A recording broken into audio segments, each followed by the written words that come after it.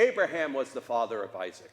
And when Isaac was 40 years old, he married Rebekah, the daughter of Bethuel, the Aramean of Paddan-aram, and the sister of Laban, the Aramean.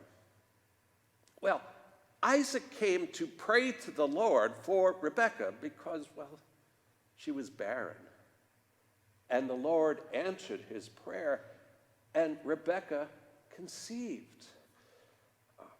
But the children in her womb were struggling against one another, such that Rebekah said, "Oh, if this is how it is to be, I'm not sure I want to live."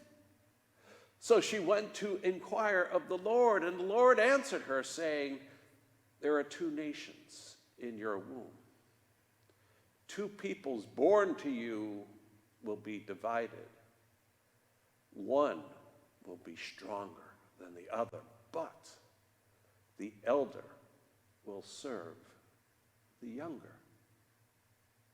Well, when the time came for Rebekah to deliver, they were found to be twins in her womb. And when the first was born, he was all red and hairy, and his skin was like a red mantle, so they called him Esau, which means hairy.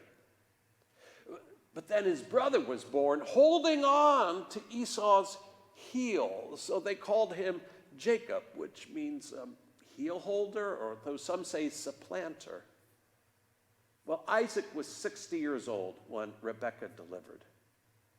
And when the boys grew up, Esau became a skillful hunter, and he preferred to live out in the fields, whereas Jacob was quieter, and he preferred to live in the tents. Now, Isaac loved Esau because he provided him with game, but Rebekah loved Jacob.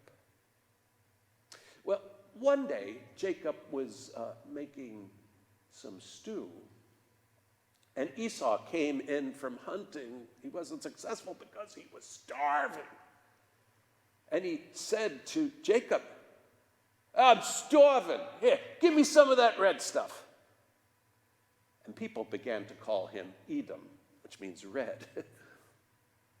But Jacob said, "First, sell to me your birthright." And Esau said, "What good is a birthright to me if I starve to death?" And Jacob said, "Swear to me, and I'll give you some."